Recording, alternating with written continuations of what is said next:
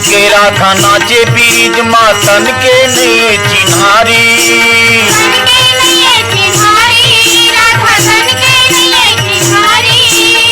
धुन होके राधा नाचे बीज मातन के नए चिन्हारी।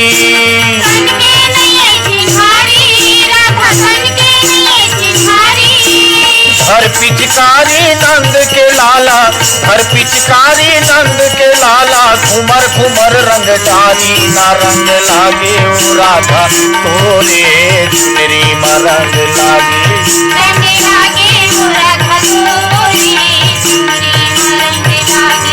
रंग लागे ओ राधा तोरे चुनरी में रंग लागे।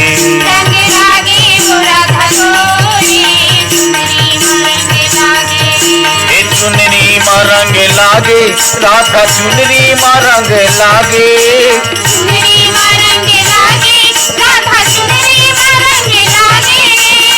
चुनरी में रंग लागे न रंग लागे ओ राधा तोरे चुनरी में रंग लागे।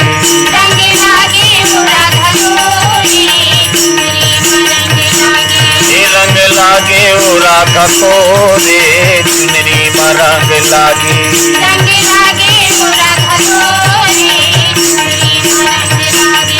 रंग लागे ओ राधा तोरे चुनरी में रंग लागे।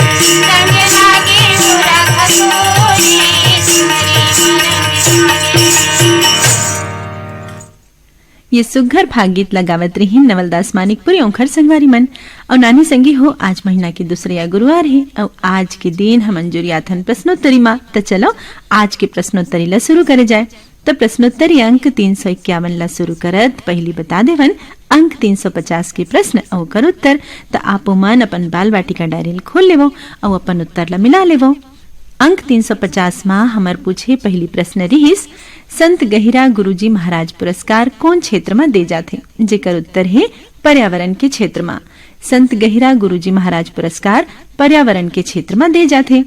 दूसर सवाल में पूछे रहें लीलागर नदी के उद्गम स्थल कौन जिला में है और एकर जवाब है कोरबा जिला में। लीलागर नदी के उद्गम स्थल कोरबा जिला में है। तीसर प्रश्न रहीस छत्तीसगढ़ के खेल राजधानी कौन लगई थे और एकर उत्तर है भिलाई। छत्तीसगढ़ के खेल राजधानी भिलाई ला कहे जाते। महानदी शिवनाथ और जोंक नदी के त्रिवेणी संगम में हमर प्रदेश के कौन से जुन्ना तीर्थ है। ये चौथा सवाल के जवाब है शिवरी नारायण। महानदी शिवनाथ और जोंक नदी के त्रिवेणी संगम में शिवरी नारायण तीर्थ है। पांचवा और आखिरी सवाल रही से हमर राज्य के वीर रस के लोक नृत्य कौन से आए, तो एकर जवाब है पंडवानी। नानी संगी हो एकर उत्तर माँ हमर तीर माना जेन भी पाती आए है सब 5 सही जवाब के पाती है। तब भाई सबले पहली हमर संगवारी मन ला बधाई देवत नाव पढ़ लेथन। त कौन कौन संगवारी मन पठोई से जवाब लता तो ए मन है गांव परसा टोला अंबागढ़ चौकीले खुमेंद्र मसिया तुषारिणी कामेश अनिरुद्ध साकेत पायल गरिमा काजल मेघा वर्षा मसिया ग्राम पुतकी कला कवर्धाले राधेश्याम पांडे वीणा पांडे विनय शंकर नयन पांडे बेमितरा नयापाराले नीलेश कुमार साहू श्रद्धा गौरव निधि साक्षी शिवम साहू। हसदा नंबर 2 ले हैं कमलेश साहू जितेंद्र दिलीप प्रवीण पायल साहू। ग्राम मोहंदीले पवन साहू खुशबू साम्या साहू। ग्राम अरसनारा पाटन दुरुगले दामिनी लक्ष्मी थानेन्द्र कुमार साहू। नवागढ़ कटैले चंद्रकांत वर्मा मयंक कुमार इंद्रजीत पुष्पांजलि वर्मा। अछोटा धमतरीले बिसतराम देवांगन गणेश राम रोहित राम राजेश कुमार गीतेश कुमार देवांगन। बाजारपारा धवलपुरले धनंजय मिश्रा गजेंद्र मिश्रा डिगेश्वर मिश्रा। वन बघेराले नीरज सारवा अंजलि सारवा बबलू नेहा नीलेश सारवा। धरसीवाले नैना निशी नितिक प्राची नियति संस्कार यादव रानू खुशी प्रवीण साहू। ग्राम दरगहन चारामा कांकेरले शीतलेश राज राजेंद्र राज। रजिया देवरीले खुशी नायक छाया वर्मा साहिल वर्मा। बेमेतराले राज ऋतु वैष्णव और मगरलोडले केजुराम मालेकर ठाकुरराम अश्विनी मालेकर मन। तब भाई आप जम्मो संगवारी मन ला सही जवाब के पाती और ईमेल पठोए खातिर गाड़ा गाड़ा बधाई और धन्यवाद। और अब भाई आघू आप मन ला बताबो प्रश्नोत्तरी अंक 351 के प्रश्न। फिर ओकर पहली चलो सुन लेथन ये गीत और एला सुनत सुनत आपो मन कागज कलम ला लेके तैयार हो जाओ प्रश्नोत्तरी अंक 351 के प्रश्न लिखे खातिर। तो पहली हो जाइए बाल गीत।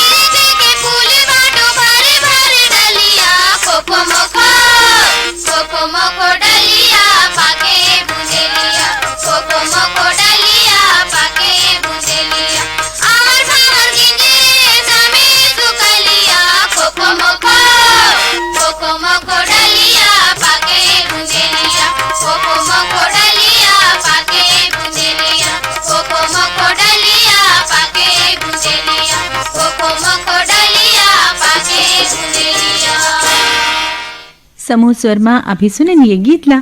और अब आप मन के परछो करावत पूछा थन ऐसो के प्रश्नोत्तरी के प्रश्न। तनाने संगवारी हो प्रश्नोत्तरी अंक 351 के पहली सवाल है राष्ट्रीय टीकाकरण दिवस कब मनाए जाते। पहली सवाल है नानी संगी हो राष्ट्रीय टीकाकरण दिवस कब मनाए जाते। दूसरा प्रश्न है लोकतंत्र के सबले छोटे इकाई कौन ला कहे जाते।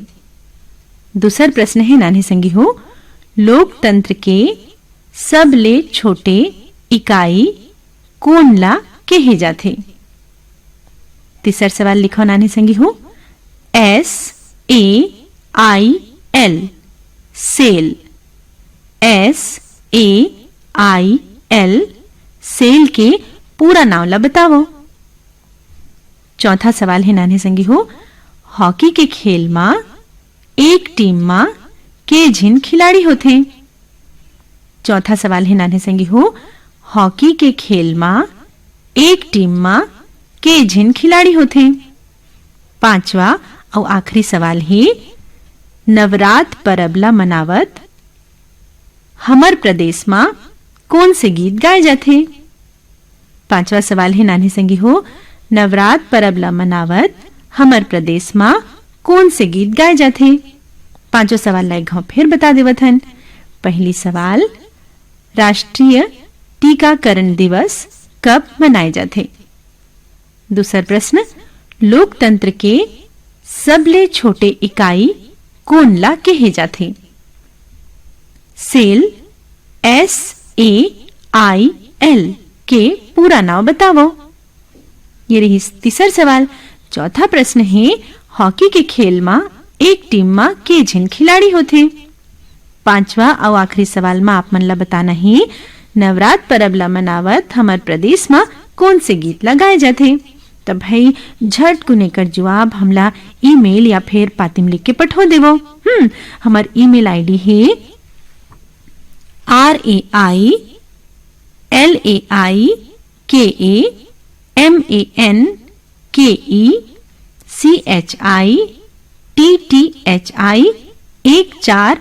railaikamanichitti14@gmail.com। माने आपला लिखना है अंग्रेजी के छोटे अक्षर में राय लइका मन के चिट्ठी 14@gmail.com। और हमार पतल बता देवन, जिन संगवारी मन नवा जुरिया है ते मन ला प्रश्नोत्तरी अंक 351 बाल वाटिका द्वारा केंद्र निदेशक post box number 97 Akashvani Raipur 492001। और नानी संगी हो, प्रश्नोत्तर के जवाब ला भेजे बुता आप मन ला दे डरे हन। संगे संगे एक ठिन बुता औआ देखो, बदलत बेरा संग मौसम हा बदलत जावत है, पर्यावरण प्रदूषण हा मनखे जीव प्राणी बर जीव के काल हा बन गे है। और ये रक्षा नहीं, माटी हवा पानी को नच नहीं छोड़ी से फेरे कर ले लड़े खातिर हमर सिपाही मन कौन है जानत हो ना। हाँ हो भाई, हमर रुख राई मन, फिर हमन तो दिनों दिन रुख राइल काटत जावत हन और जंगल झाड़ी में बसैया जीव प्राणी के घर खोंदरा ला उजाड़त जात हन। तब भाई ये तो हो बीच कर ही तो एकर एक ठन उपाय है नानी संगी हो कि हमन प्रकृति पर्यावरण और जीव प्राणी मन ला बचावन। रुख राई ला काटन नहीं, भलुक नवा पेड़ पौधा लगा के ओकर रक्षा करे के संकल्प लेवन। कहूँ ऐसे नहीं करबो तो का होही, तो भाई जंगल में जगह जगह यही चारी होही।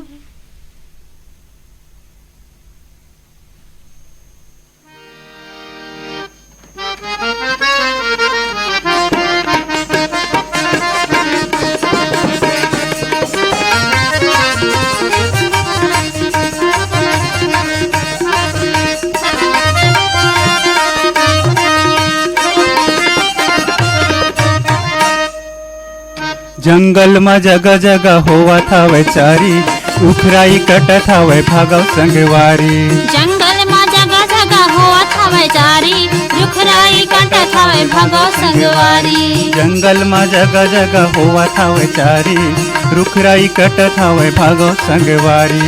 जंगल में जगह जगह होवा था चारी, उखराई कटत हवे भागव संगवारी।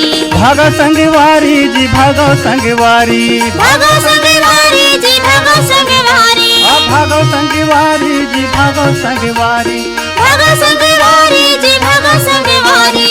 जंगल में जगह जगह होवा था चारी, रुखराई कटत हवे भागव संगवारी। जंगल में जगह जगह होवा था चारी, रुखराई कटत हवे भागव संगवारी।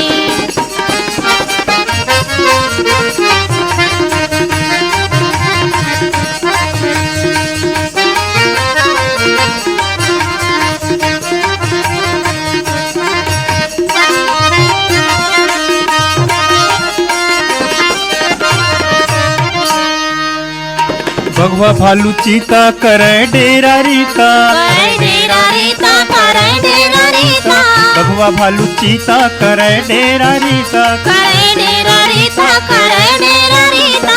लोहा जौहा पिंजरा बांधे अपन मोटरा, हमारे मन मोटरा बांधे अपन मोटरा लौहा झौहा बेंदरा बांधे अपन मोटरा बांधे अपन मोटरा बांधे अपन मोटरा खर खर खर खर उतरत हावे खर खर खर खर उतरत हावे बिंदरा के सुवारी जंगल में जगह जगह हुआ थावे चारी रुखराई कटत हावे भागो संगवारी जंगल में जगह जगह हुआ थावे चारी रुखराई कटत हावे भागो संगवारी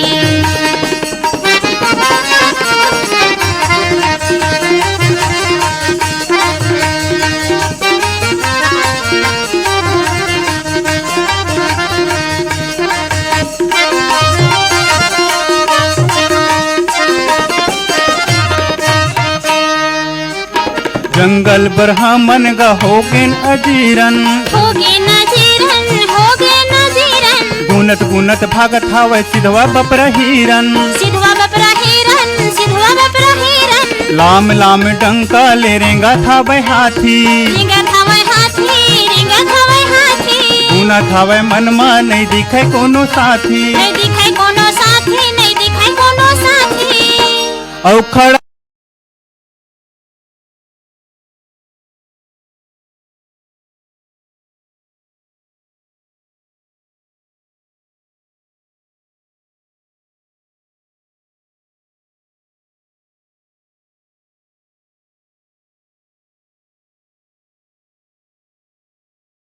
गीत बर स्वर रही शैलजीत साहू और संगवारी मन के गाने संगी हो तिहार बार है तभे सार्थक ही जब हम कर पाछू लुकायना अरथ ला जान सुन के उला जिंदगी में उतारे के जतन करबो तिहार के मजा उड़ावत गांव देश समाज के प्रति अपन जिम्मेदारी खलो समझबो तभे त चारों डहार रंग और खुशी के अंजोर बगैर ही कुछ ये रकम ले चारों कोती सोरहा घलो बगैर ही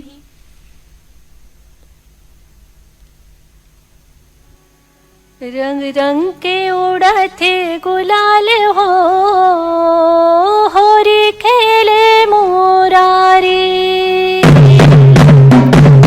रंग रंग के उड़ते गुलाल हो रे खेले मोरारी रंग के उड़ते गुलाल हो होली खेले मुरारी सादा के हो गए जोली लाल हो रे खेले मोरारी आके होगे चोले लाल हो होली खेले मुरारी हरे रंग रंग के उड़ते गुलाल हो रे खेले मोरारी रंग के उड़ते गुलाल हो होली खेले मुरारी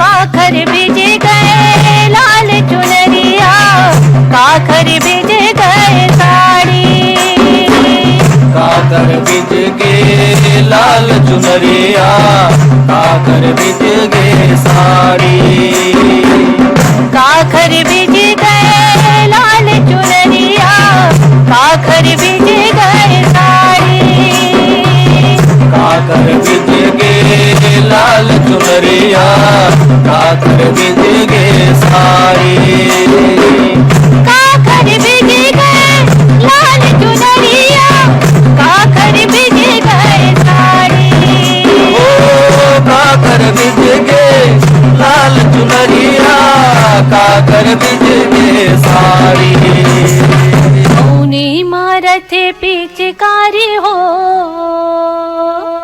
अरे कौनी मारत पिचकारी हो रे खेले मुरारी कोने मारते पिचकारी हो होली खेले मुरारी कौनी मारत पिचकारी हो रे खेले मुरारी कोने मारते पिचकारी हो होली खेले मुरारी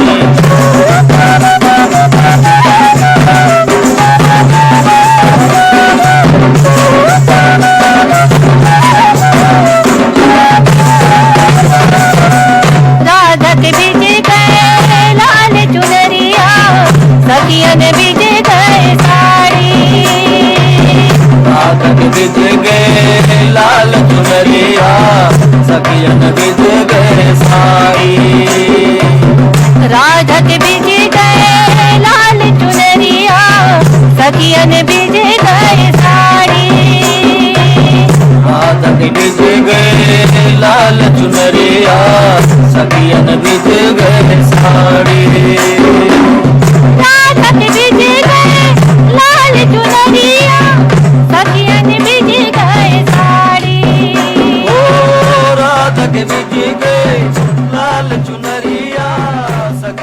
ममता चंद्राकर और संगवारी मन की गाय ये सुघर भागीत संग बेरा हसिरावत है। तो बालबाटी का डहार ले तिहार के गाड़ा गाड़ा बधाई संग आप जम्मो संगवारी मन सरलग अपन जिंदगी मा नवा नवा रंग उछाला भरो, सुघर होनहार लइका बन के दाई बाबू संग गांव देश के नाव करो। यही गोट संग अपन शीतला दीदी ला देवो अनुमति। बच्चों जय हिंद।